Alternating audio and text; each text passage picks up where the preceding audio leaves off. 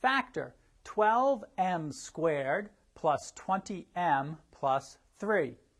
This is a trinomial, and so the chances are that it factors into two binomials.